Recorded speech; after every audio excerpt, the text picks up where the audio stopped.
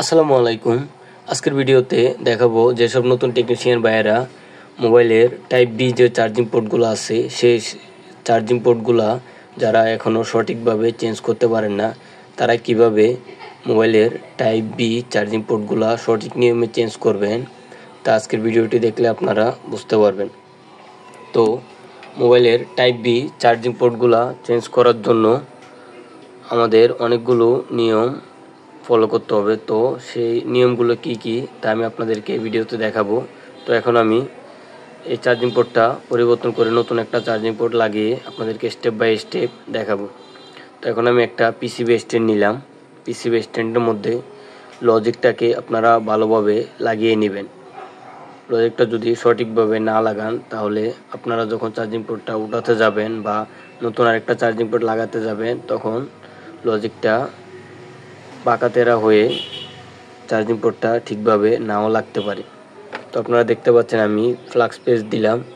এই পেজ দেওয়ার কারণে যদি আমরা হিট দেই তাহলে লজিকটা নষ্ট হবে না এবং চার্জিং পোর্টটা খুব তাড়াতাড়ি উঠে যাবে। আপনারা চার্জিং পোর্ট উঠানোর জন্য হিট দিবেন 350 থেকে 380 এর মধ্যে। আমি 350 হিট দিয়েই মূলত সব ধরনের চার্জিং পোর্ট চেঞ্জ করে থাকি। তো আপনারা দেখতে পাচ্ছেন আমি চার্জিং পোর্টের মধ্যে হিট প্রয়োগ করতেছি। যখন রানগুলা গলে আসবে তখন আপনারা চার্জিং পোর্টটা টান দিবেন, নাহলে লাইন ছিঁড়ে যাইতে পারে। দেখতে পাচ্ছেন রানগুলা গলার পরেই আমি চার্জিং পোর্টটা যখন নড়তেছে তখন আমি ওইটা উঠালাম। এখন আমি আমার দোকান থেকে সেম আর একটা চার্জিং পোর্ট নিব এই চার্জিং পোর্টের সাথে মিলিয়ে। চার্জিং পোর্টটা আপনারা 100% মিলানোর চেষ্টা করবেন। যদি 100% মিলিয়ে চার্জিং পোর্ট লাগান তাহলে চার্জিং পোর্টটা অনেক দিন টেকসই হবে, মানে অনেক দিন কাস্টমার ব্যবহার করতে পারবে। আপনারা দেখতে পাচ্ছেন আমি সেম আরেকটা চার্জিং পোর্ট নিলাম। সেম চার্জিং পোর্ট নিলে চার্জিং পোর্টটা লজিকে ফিটিং হয়। দেখতে পাচ্ছেন আমি একবার টেস্ট করে নিতেছি যে কেমন ফিটিং হয়। তো এখন আমি যে রানগুলো আছে সেই রানগুলো আমি একটু উঠিয়ে নিব। উঠিয়ে নিয়ে লজিকটাকে পরিষ্কার করে নিব। দেখতে পাচ্ছেন আমি যে রানগুলো আছে বাড়তি রানগুলা সেগুলো আমি উঠিয়ে নিলাম। এখন আমি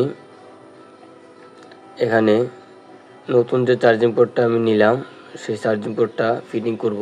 তার আগে মেকানিকের যে লিকুইড পেস্টটা আছে, যেটাকে আমরা লিকুইড রান বলি, যেটা দিয়ে আমরা আইসি রিবোলিং করি, সেই পেস্টের থেকে আপনারা একটু রান নিয়ে নেবেন। নিয়ে চার্জিং পোর্টের 5টা লাইন এবং যে 4টা ছিদ্র আছে চার্জিং পোর্ট লাগানোর ওইখানে আপনারা দিয়ে নেবেন। দেখতে পাচ্ছেন আমি যে 5টা লাইন রয়েছে সেই 5টা লাইনের মধ্যে দিয়ে নিলাম। এখন আমি একটা চার্জিং পোর্ট নিব। চার্জিং পোর্টটা দেখতে পাচ্ছেন আমি চার্জিং পোর্টটা ভালোভাবে ফিটিং করলাম। এখন আমি রান দিয়ে 4টা যে পা রয়েছে চার্জিং পোর্টের সেই 4টা পয়েন্ট আমি জ্বালাই করব। আপনারা দেখতে পাচ্ছেন আমি যেভাবে জ্বালাই করতেছি আপনারাও ঠিক সেভাবে জ্বালাই করবেন, তাহলে চার্জিং পোর্টটা কাস্টমার অনেক দিন ব্যবহার করতে পারবে এবং চার্জিং পোর্টটা খুলে যাওয়ার সম্ভাবনা অনেক কম রয়েছে। আমি যেভাবে দেখাচ্ছি আপনারা ঠিক সেভাবে যদি একটি টাইপ বি চার্জিং পোর্ট লাগান তাহলে চার্জিং পোর্টটা অনেক দিন কাস্টমার ব্যবহার করতে পারবে। দেখতে পাচ্ছেন অপর পাশের যে 2টা লেগ পয়েন্ট রয়েছে সেগুলো আমি রান দিয়ে জ্বালাই করে নিচ্ছি। আপনারা ঠিক সেভাবে জ্বালাই করবেন এবং যে 5টা পিন রয়েছে সে 5টা পিনও আমি একটু রান দিয়ে লজিকটার সাথে জয়েন করে দিচ্ছি।